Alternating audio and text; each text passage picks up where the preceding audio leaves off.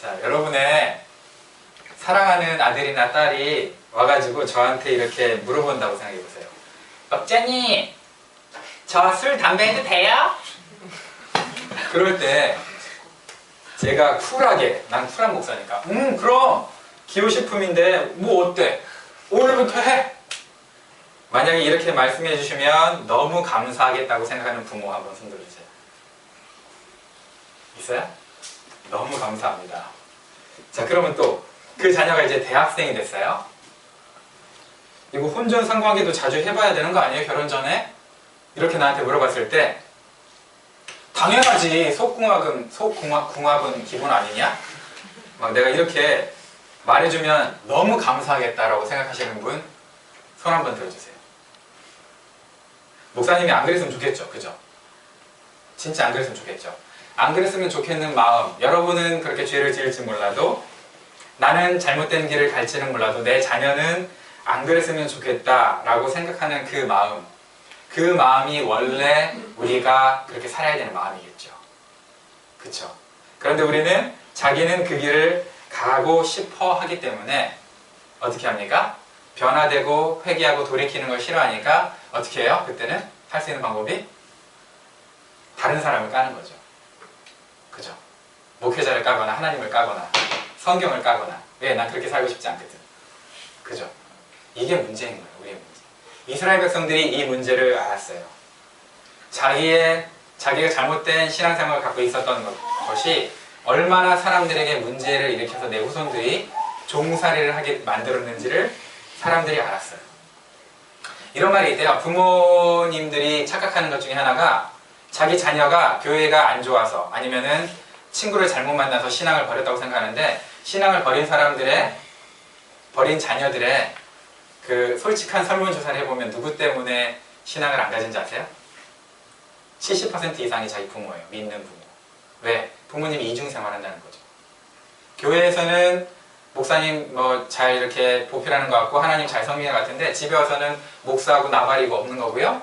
성경이고 하나님이고 없는 거죠. 그렇게 사니까 그 똑같은 삶을 누가 지금 배우는 거예요? 자녀들이 배우는 거죠. 아, 신앙은 저렇게 적당히 외식하는 거구나 라고 배워버린 거죠. 그걸 생각해보면 우리가 모태신앙이라는 게 과연 이게 저주일까 축복일까? 여러분, 모태신앙이 저주일까요? 축복일까요? 부모에 따라 다르겠죠. 진정한 부모라면 축복이겠지만 그렇지 않으면 오히려 저주가 되겠죠. 제가 여러분에게 퀴즈를 하나 내도록 하겠습니다. 무심결에 한 번 한 실수가, 내가 무심결에 한 번 한 실수예요. 그 실수가 내 인생에 얼마나 큰 결과를 초래하는지를 깨우쳐서 매사에 신중한 자세를 취하도록 나를 돌아보게 만든다는 의미의 사자성어가 있어요. 좀 어렵죠? 무심결에 한 실수가 얼마나 큰 심각한 피해를 주는지 나를 돌아보게 만들 수 있는 그런 기회를 제공하는 사자성어. 굉장히 유명한 사자성어인데 그게 뭐냐면요, 낙장불입이에요. 낙장불입. 낙장불입 아시죠?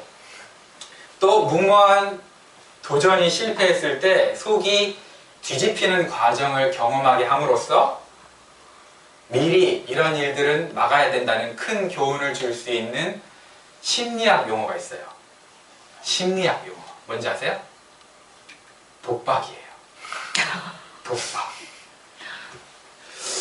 여러분, 이 두 개는 사회 환원용 게임에서 유리한, 그죠? 사회 환원하는 사람들이 하는 그런 거죠. 자꾸 사회 동양화를 통해서 이제 환원을 하는데 마음이 좋으시잖아요. 연말 되니까 또 기부도 해야 되고 그러니까, 그죠?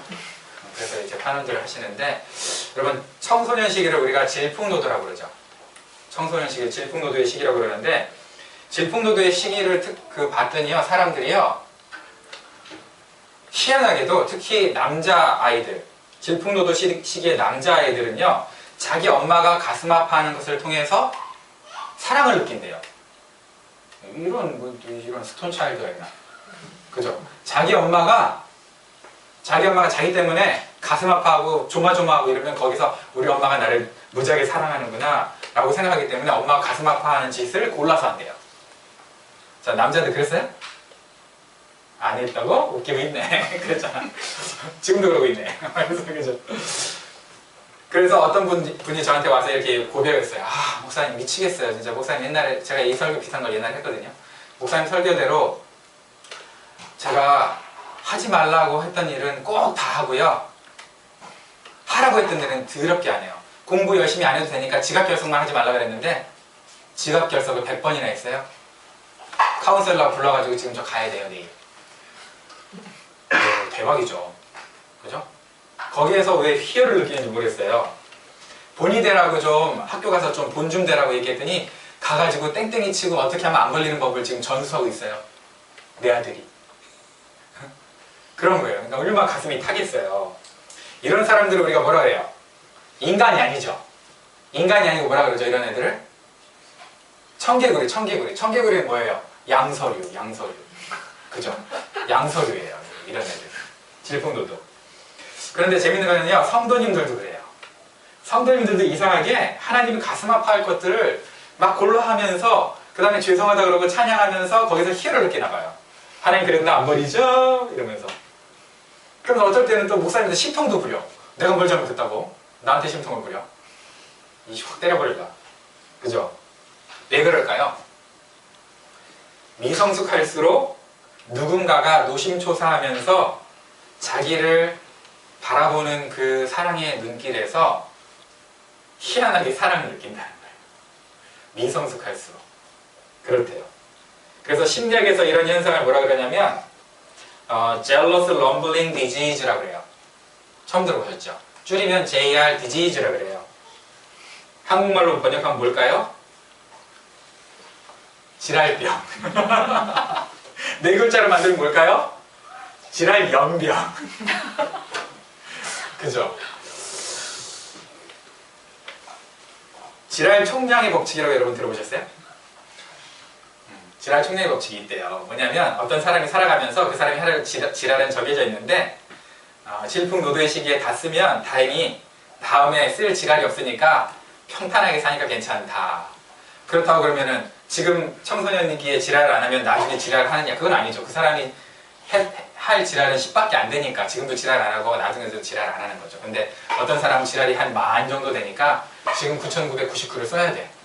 그래야 나중에 그거를 안 한다. 이런 총량의 법칙이 있어요. 처음 들어보셨는지 모르겠지만 그죠? 그렇게 저 어서 오세요 했더니 손님한테 명령하지 마라. 내가 천천히 걸어간다. 전형적인 JR 디지즈 걸린 사람이죠. 여러분 자녀들의 양치질하는 거, 양말 정리, 방 정리, 학교 개근 이런 거는 그냥 기본이죠. 마찬가지로 신앙생활에도 그냥 기본이 있어요. 잔소리를 들을 필요가 없는 영역들이죠. 근데 희한하게도 신앙이 조금 약하면 잔소리를 들어야 자기가 잔소리 들으면 싫어해. 무지하게 싫어하면서도 또 어떻게 해요?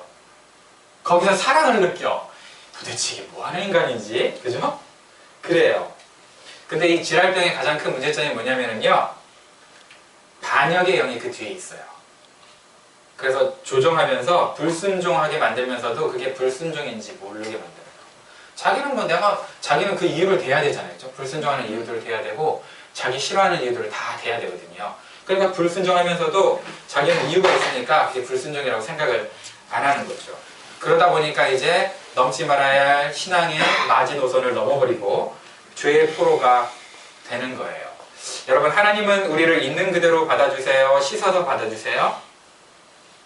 하나님은 우리를 있는 그대로 받아주시죠. 그죠? 하나님은 반드시 있는 모습 그대로 받아주세요. 그런데 여러분, 있는 모습 그대로 받아주신다는 게 있는 모습 그대로 나와서 나에게 안기라고 해서 그게 있는 모습 그대로 앞으로도 살아가야 된다. 앞으로 살아도 괜찮아 라는 용납과 묵인이 아니에요. 무슨 뜻인지 아시겠죠? 하나님께는 있는 모습 그대로 나가야 되겠지만 용납하시고 받아주시지만 그러나 너 있는 모습 그대로 네 생긴 그대로 그냥 살아가도 된다고 허락하신 거라고 오해해서는 여러분 신앙이 성장하지 않아요. 그건 심각한 거예요. 그건 진짜 심각한 거예요. 여러분 영적 지랄병 걸린 거예요. 그러면 진짜 곤란해요. 60, 70, 80 될 때까지 그러신 분들이 있어요. 아 힘들어요. 여러분 느헤미야 9장에 1600년 정도의 역사를 기록하고 있거든요. 근데 1600년도 정도에 반복되는 이스라엘 역사를 딱 세 단으로 학자들이 요약을 하는데, 압축을 하는데 뭐냐면, 첫 번째가 약속, 하나님이 약속해요.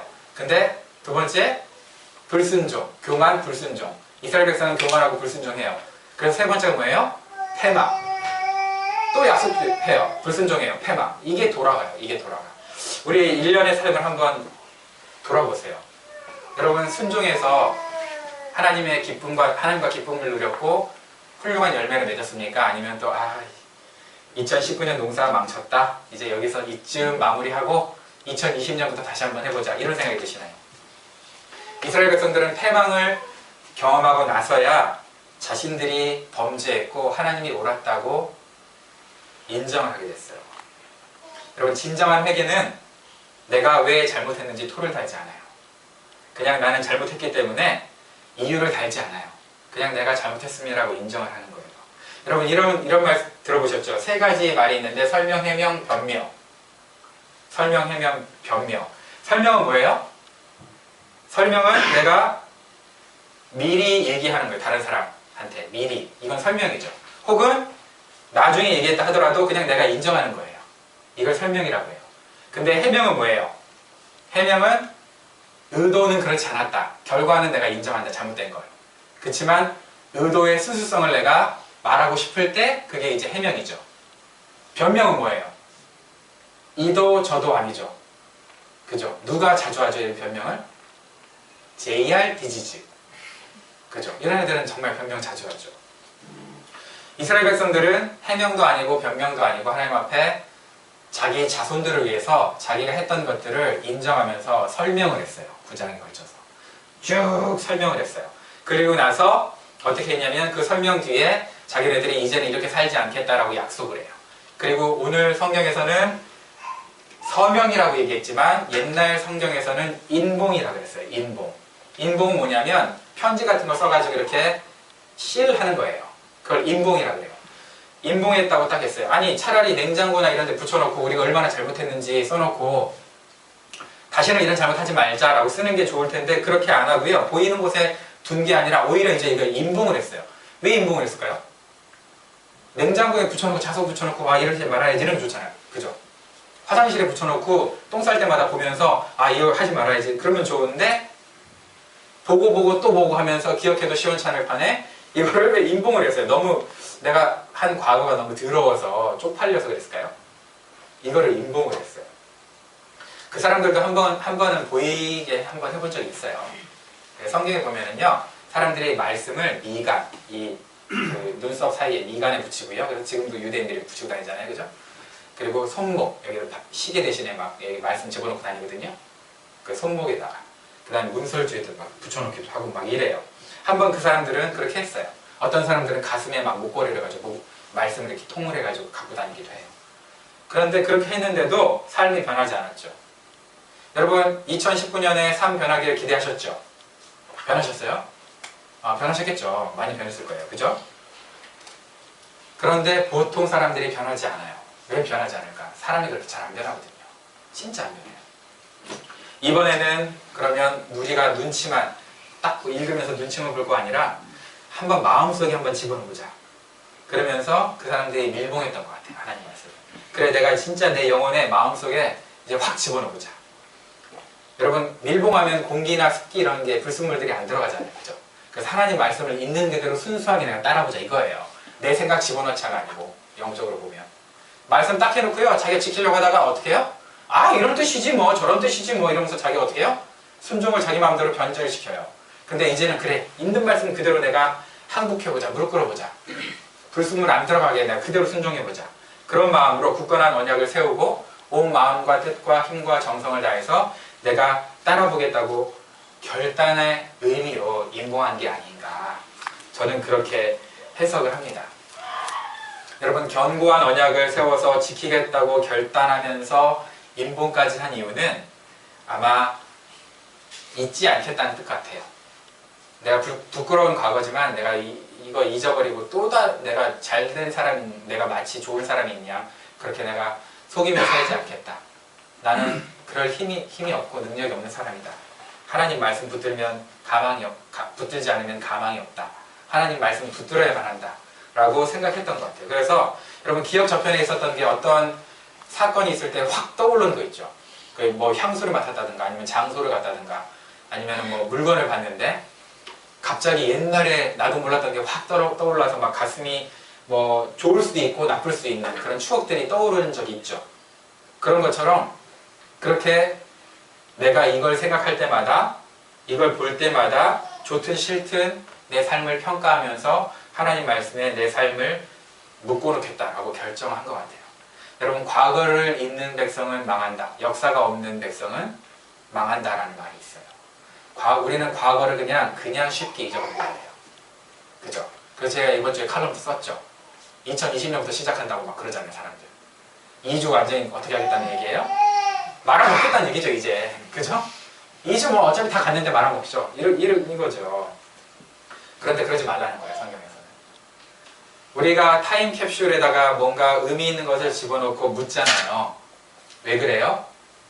누구 때문에요? 나 때문에 그래요? 나도 그렇죠.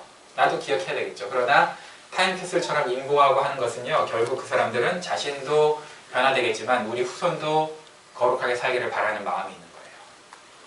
내 자손들도 내 후손들도 거룩하게 좀 살았으면 좋겠다라고 생각했기 때문에 믿음의 유산으로 좋은 걸 남겨줬으면 좋겠지만 그러지 못하니까 뭐 남겨줄 게 있었어야 남겨주죠. 엉망으로 살았는데. 그러니까 이제는 나 엉망으로 살았다. 그렇지만 니네 이렇게 안 살았으면 좋겠다라고 인본까지 하면서 후손을 향한 기도와 간절함을 같이 담지 않았을까라고 저는 생각을 하는 거죠. 여러분 2019년이 얼마 안 남았어요. 어떤 삶의 각오로 내년을 준비하고 계세요? 90인생, 우리 이제 보통 90은 살아야 되니까 의미 있게 마감할 수 있도록 연습하는 차원에서 매해가 오는 거예요, 여러분.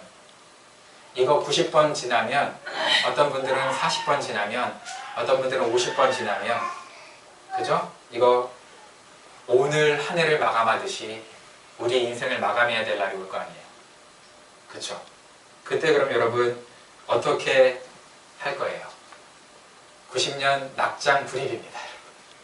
낙장불입 인생 어떻게 평가받기를 원하세요? 너 독박이야? 아니면 너 쓰리고에 멍따야? 대박 났다. 뭘 원하세요? 그리고 사람이 뭘 먹느냐에 따라서 그 사람의 건강이 결정된다고 믿으시죠? 그죠? 뭘 먹느냐에 따라 우리 영적 건강, 아니 육체적인 몸의 건강이 결정되잖아요. 그러니까 이런 말이 있어요. 어제 먹었던 음식이 오늘의 내 살이다. 못 들어봤어요? 어제 먹었던 음식이 오늘의 내 살인데요. 그러니까 어제 먹었던 음식이 오늘의 나의 몸을 만들었다는 얘기겠죠. 그죠? 그런 뜻인데 오늘 먹은 음식은 그럼 내일의 내 살을 만들겠죠. 나를 만들겠죠. 마찬가지로 여러분, 여러분의 혼, 여러분의 정서를 위해서, 정신 건강을 위해서는 어떤 거 드시고 계세요? 아무것도 안 먹고 있죠. 다이어트 그냥 아주 대박 다이어트. 몸은 엄청 챙겨요. 우리가 진짜 몸을 엄청 챙기면서 영혼을 엄청 방치해요. 영혼이 아사 직전이죠. 이런 사람을 성경에서는 뭐라 그러냐면 육에 속한 사람이라고 했어요. 육에 속한 그리스도인이 아니에요. 육에 속한 사람은 그리스도인이 아니거든요. 미안하지만 육에 속한 사람이라고 얘기했어요. 영양제 등등 썩어질 몸을 위해서는 엄청 챙겨요. 운동도 엄청 해요. 그런데 우리의 영혼을 위해서는 무엇을 챙겨 드셨습니까? 우리 영혼 건강을 위해서 저와 여러분들이 이제 생각해야 될 때가 왔어요. 내가 임봉하고 지켜야 될 게 무엇인지 한번 점검해 보는 거예요. 여러분 영혼을 위해서 먹고 자란 그 모습 그대로 여러분 부활한다는 거 아세요? 영혼을 위해서 먹고 자란 그 모습 그대로 나중에 썩어질 몸은 없어질 거잖아요. 그 영광스러운 몸으로 부활해요. 그런데 어떤 사람은 건강하고 아름다울 수 있고 어떤 사람은 빼빼 마르고 젓가락처럼. 그죠? 비만은 없을 거예요, 아마 내 생각에. 비만이라는 개념이 아마 없을 거니까. 그러면 어떻게 하시겠습니까, 여러분? 하나님 앞에 딱 섰는데 이게 영광이 돼야 되는데 독박이 되면, 개쪽이 되면 어떻게 하실 거예요? 완전 개쪽 되면 어떻게 하실 거예요? 오늘 이스라엘 백성들이 모든 것을 돌이켜봤어요. 여러분 이제 지금까지 지나간 삶이 좋게요. 좀 죄송한 표현이지만 이렇게 살기는 이제 족합니다. 이제 내려놓읍시다. 그렇게 사는 건. 다시 한번 말씀드릴게요. 그냥 그따구로 사는 거는, 우리 이따구로 사는 거는 이제 내려놓읍시다. 돌이켜본 다음에 그 다음에 우리의 언약을 하나님 앞에 말씀 굳게 세우고요. 그것을 글로 적어요. 그리고 내 영혼에 서명해요. 임봉하는 거예요. 이렇게 살겠습니다. 하나님. 내년으로 미루지 마세요. 내년이 없을 수 있어요. 오늘부터 하는 거예요. 오늘부터. 사랑하는 우리 예담교회 성도 여러분, 우리 이름이 예수님 닮는 예담교회입니다. 하나님 앞에 섰을 때 너 이름 가려라. 사담교회라. 사담. 사탄다는 교회. 그럼 어떡할 거예요? 하는 짓거리가 꼭 사탄 짓거리인데 뭐 네가 무슨 예수님 닮냐? 이러면 어떡할 거예요? 바라기는 2020년 2주 후부터가 아니라 오늘부터 저 여러분이 예수님 닮는 성도 되기를 주님의 이름으로 축원합니다. 기도하겠습니다.